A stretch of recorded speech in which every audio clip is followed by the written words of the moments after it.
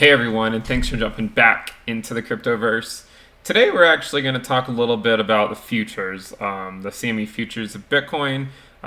Just briefly, I don't typically cover this on the channel, but if you guys like the content, please go ahead and subscribe to the channel. And be sure to check out the Telegram channel in the description below, because the nature of this video is actually coming from this huge debate that has been going on in the Telegram channel. So you can find a link to the Telegram channel in the description below, so make sure to check that out. And let's go ahead and jump in. So the thing is what we've talked about before is the idea of, Bitcoin going to, say, the 200-week moving average, even the 300-week moving average. And if you look at the BLX, you can see that the 200-week moving average is at around $6,000. And the 300-week moving average is at around $4,000. And just so you guys are fully aware and can see it for yourself, I will go ahead and pull that up. So let's go ahead and go show the 300-week and the 200-week moving average. So this is the 200-week right here, this red line, and then let's go ahead and add on the 300-week moving average. So the 300-week is essentially where our wick came down to, and then the 200-week is where we always have, or it's where we've held historic support for Bitcoin. Now, we said before, and we always have to be prepared that a drop to the 200-week moving average can always happen during the market cycle. We're not even in the speculative bubble phase right now. We're still in our accumulation phase. You can see that here, our primary regression line. Our logarithmic regression line. We're still in our accumulation phase. The lower bound on this being around $5,000, the upper bound being around $12,000. So until we're either, say, above $12,000, getting into the $13,000 range, we're really not in bubble territory. And remember, this increases monotonically. So in the future, the fair value price by, say, the beginning of 2022 will be $20,000. So it's going to keep going up. Now, the question is, would we expect to hold, if we were to drop, would we expect to hold the 200-week? And if not, would we potentially hold the 300-week? And this is where a lot of debate comes in. And I think we have around 3,600 people now in the Telegram channel. So there's certainly a lot of people weighing in. But I would like to give credit where credit is due. One of the guys who spearheads this conversation, his name is Check. And he has this theory, right? And it's not just his. I mean, it's just going on the CME Futures. If you go over here to the Bitcoin CME Futures and you go to the 4-hour time frame, which is way shorter than we typically look at on this channel, but you can see that there is a gap at around 3570. And this was back in February of 2019. So if you're unfamiliar with, say, futures and the gaps and people say they need to be filled, there's I would say a certain number of people that think we have to go back to this price range and fill this gap. Because since this point, we had this gap and we never filled it. From here, the price of Bitcoin just went up. We almost, we came close to getting back down to this level back in March, because the price went down to $3,800. But we did not make it down to, the 3,500, 3,600 area, so 3,570. So with that in mind, the ultimate question, right, is how likely is this to occur? For me personally, I think it's very unlikely during this, during the market cycle that we go back down to $3,500. I'm not going to say it's completely out of the realm of possibility. We know that investing in cryptocurrency, it's highly speculative. It's super volatile. We could easily drop to $3,500. I'm not saying that can't happen. But if we were to drop to that level, we would have to fall through not only the 200-week moving average, but also the 300-week moving average. We would have to fall so far down that on the primary regression line, it would go below our lower bound. And note that back in March, we did go below the lower bound on the minute time frame. But this chart is only fit to daily data. So we don't care about those wicks. There's obviously, times where we probably would have gone slightly below it in the past. But if you take into account just the daily data, you can see that we come straight down to the bottom of the regression band, because we don't care about, what's a few K among friends? We're not looking at minute price movements. We're looking at daily price movements. So the question is, can we drop to 3570 to fill that gap? And what are the chances of doing so? Because one of the arguments is that a lot of people are sitting on the sidelines because their idea is that all these gaps have to be filled. And to me, I don't buy into this. I don't think filling a gap on the 4-hour time frame or anything like that is that important. But at the same time, if it happens, well, it happens, and we'll be ready for it if it does, in terms of, say, that capital you have sitting on the sideline entering the market. But just to give you an idea of what it would look like, so this is where we currently are. So this is updated. You can find this on my website, intothecryptocharts.com. And you can see that obviously early on we're slightly below it, but this is just a regression fit to quote unquote non-bubble data. So for the most part, you can see that when we're in this regression band, it's the time to buy.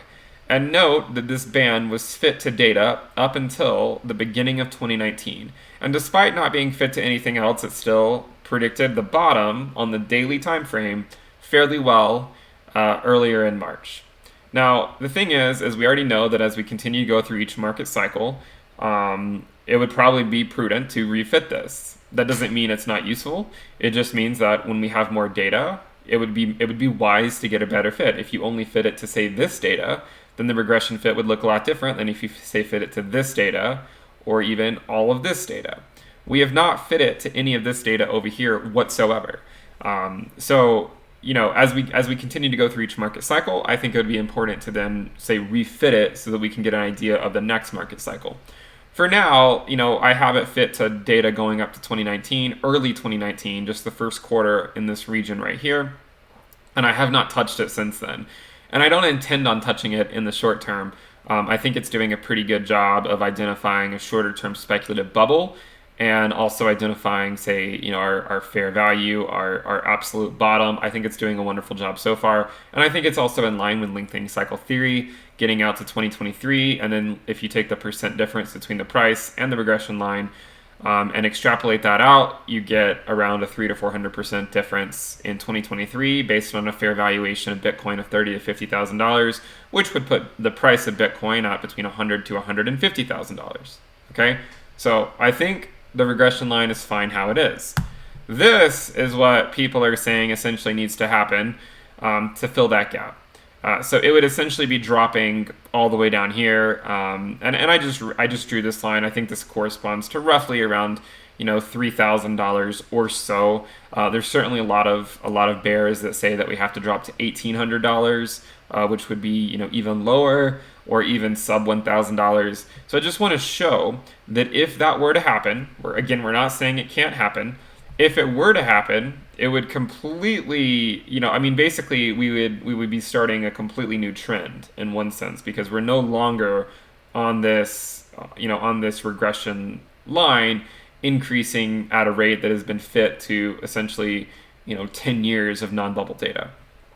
So I'm not saying it can't happen, but personally, I don't believe it will happen. I think that every market cycle is fueled by, every bull run is fueled by the bears, or the bears that used to be bears back when they were waiting for, say, $100 Bitcoin here, or maybe $2,000 or $3,000 Bitcoin over here, and it just never happened. And then they're the people that then come in later on at, $10,500 Bitcoin, and then they buy into the market, thus fueling the market further, giving those people who did buy at $4,000, $5,000, $6,000 continued gains, because you can continue to see that ROI pile on as former bears then FOMO into the market. So the question is what do you think is going to happen? I want to know what you guys think about it in the comments below. Do you think that this is a likely scenario?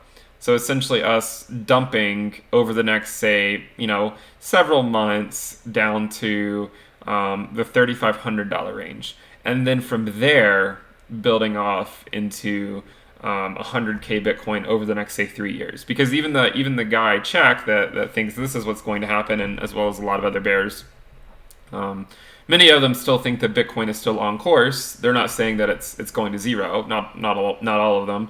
They still think that we're still heading up long term, but this is one of the reasons why they're not buying in right now.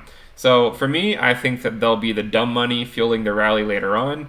But I'm curious to see what you guys think. So are you do you take into account, or do you think that, so the guy's name is Check in the Telegram group. You can go check out the daily discussions where you have essentially a war between two different trains of thought. So do you prescribe to Team Check, where you essentially form a check mark where he kind of comes down and then back up? Or, and this is the guy's name, by the way, or do you think that Team Check is really Team Rekt? So basically, they're going to get wrecked because they're waiting for a $3,500 Bitcoin that is never going to happen. Then they're going to FOMO into the market, and then there's going to be like maybe another shorter term speculative bubble, which is where they come in. You're potentially taking profits, and then maybe they're getting wrecked at that point. This is the idea. So I'm curious to hear what you guys think. Obviously I don't make many videos where we talk about the 4-hour time frame with CME futures, the Bitcoin CME futures, or anything like that. But for those of you who are completely unaware, you can see that this is one of the reasons why you see $3,500 a lot of different places. It's because there is a gap on the 4-hour time frame that starts at around 35.70, and it was printed in February of 2019. So let me know what you guys think about it in the comments below. Just leave me a note, say Team Check if you agree that Bitcoin's going to $3,500, or Team Rekt if you think that the people waiting for this point are ultimately going to be the dumb money that are going to be continuing to fuel the gains that you're seeing by continuing to DCA in from, whether it was the 200-week moving average, or if you were able to snag some at the 300-week, whatever it may be. Let me know in the comment section below. We have an agreement that if Check is right, he'll get the smart money admin tag in the channel, and if he's wrong, he'll get the dumb money admin tag in the channel. And it all depends on the bet. Essentially, is do we go to 3.5K before we go to 10.5K? So if we get to 10.5K first, then this, I think, is where a lot of former bears will likely buy into the market, because they're going to note, okay, we're above our prior local high, and this multi-year trend line is now completely broken. You could argue that it's already been broken depending on how much wiggle room you decide to give it. It's somewhat arbitrary, obviously. But if the price of Bitcoin comes back up here to 10.5, then it's going to be fairly evident that this long-term trend line is broken, and that then maybe some of the former bears will then FOMO in and say, okay, the bull market's starting, we're breaking the trend line.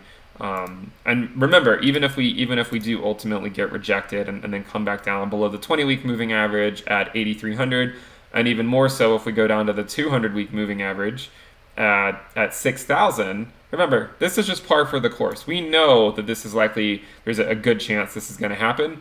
We're prepared with capital on the sideline. This is not financial advice. We're prepared with capital on the sideline in the event that it does happen. But also, we have exposure in the event, possible event, that this was our final bottom of hitting the 200-week this market cycle, and we're just going to slowly start building our way up and holding the 20-week moving average at this point. So let me know what you guys think about it in the comment section below. Comment either Team Check if you agree they're going to 3,500, or Team Rekt if you think that the people waiting to buy in at 3,500 are going to be the dumb money fueling the next bull market. Thanks for tuning in.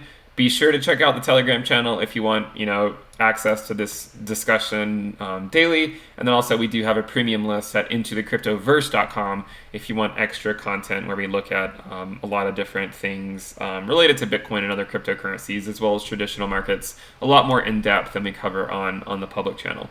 So go ahead and subscribe to the channel, and I'll see you guys next time. Bye.